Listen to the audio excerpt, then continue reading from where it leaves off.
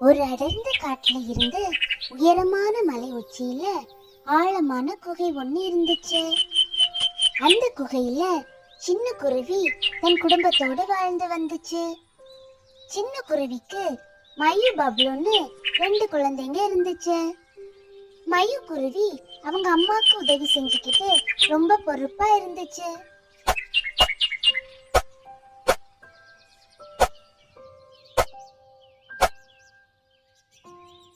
ஆனா பப்ளு குருவியோ அப்படி இல்ல, ரொம்ப குறும்பு பண்ணும்.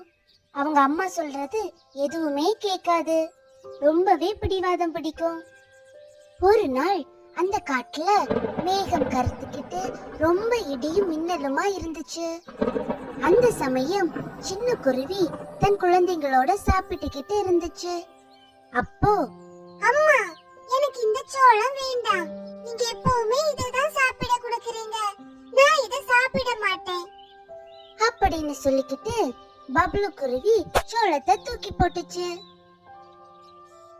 உனக்கு இந்த சோளம் வேண்டானா வேற சாப்பிடுறதுக்கு என்ன வேணும்? அம்மா, எனக்கு பழங்கள் தான் வேணும். எனக்கு ஏதாவது பழங்கள் சாப்பிட கொடுங்க. சின்ன குருவி உடனே ஒரு ஆப்பிள் பழத்தை கொண்டு வந்து பப்ளு குருவி கிட்ட கொடுத்துச்சு.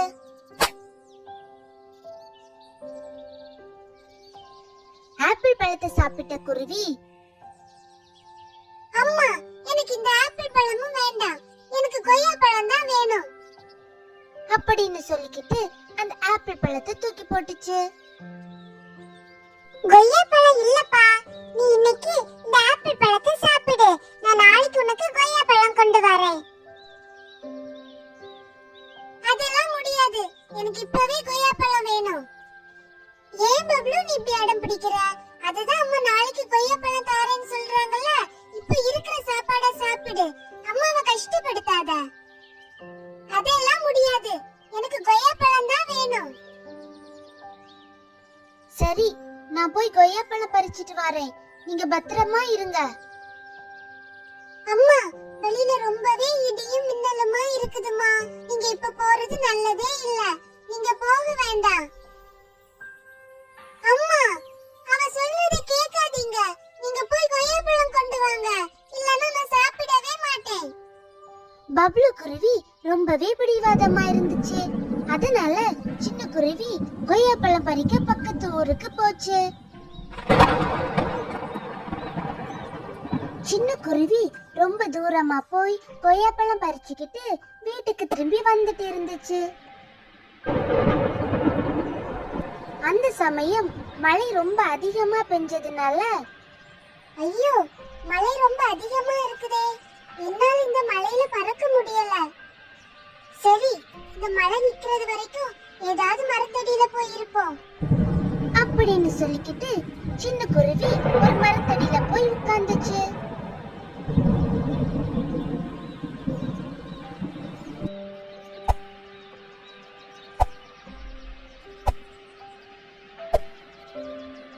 ரொம்ப நேரம் ஆகிடுச்சு, அம்மா இன்னும் வரல. என்ன ஆச்சுன்னு தெரியலையே. பாவம் அம்மா, எங்க இருக்காங்களோ? மயு குருவி தன் அம்மாவை நினைச்சு ரொம்பவே கவலையா இருந்துச்சு.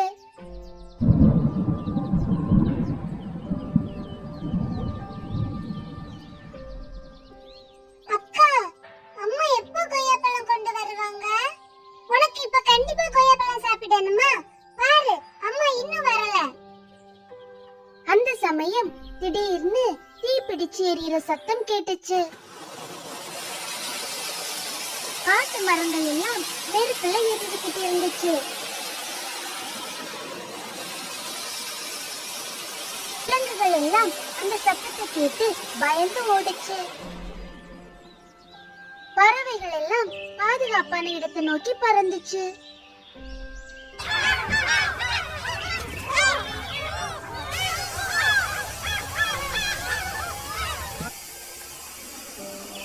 விலங்குகள் எல்லாம் ஓடி வரத பார்த்த சின்ன குருவி, மாமன்னா, என்னாச்சு?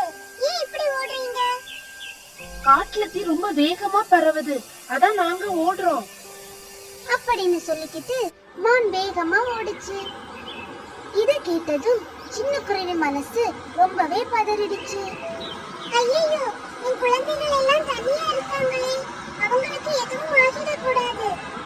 சொல்லிக்கிட்டு சின்ன குருவி வேகமா தன் குகையை நோக்கி பறந்துச்சு.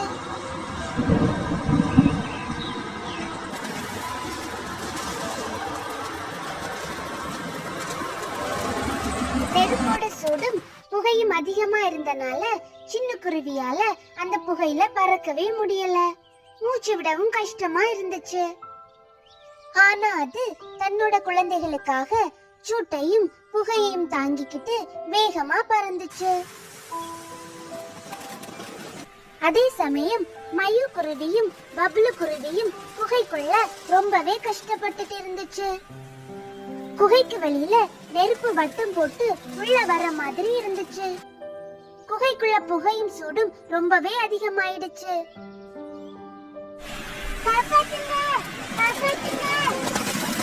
குருவிங்க கத்திக்கிட்டே இருந்துச்சு. அந்த சமயம் சின்ன குருவி தன் குகைக்கு வந்துச்சு.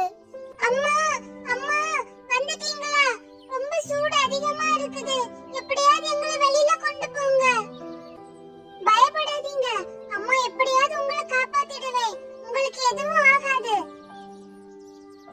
அப்படின்னு சொல்லிக்கிட்டு சின்ன குருவி பக்கத்துல இருந்த ஒரு மண் பானையை எடுத்துக்கிட்டு அந்த நெருப்போட குகைக்குள்ள நுழைஞ்சிச்சு. தன் குழந்தைங்க இரண்டையும் அந்த பானைக்குள்ள உட்கார வச்சு வெளியில கொண்டு வந்துச்சு.